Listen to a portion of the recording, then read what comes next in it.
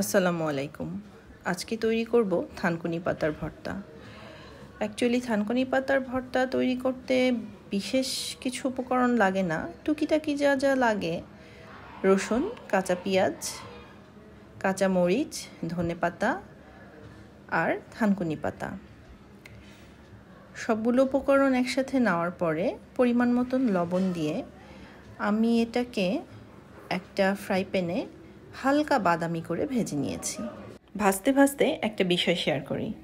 থানকুনি পাতা আমরা বাজার থেকে অনেকে কিনে থাকি অনেক দাম দিয়ে, কিন্তু আমার বাসার ছাদে আমার শাশুড়ি মা অনেক যত্ন করে গাছগুলো লাগিয়েছেন, আর সেখানে অনেক পাতা হয়। কারো যদি প্রয়োজন হয় এসে নিয়ে যাবেন।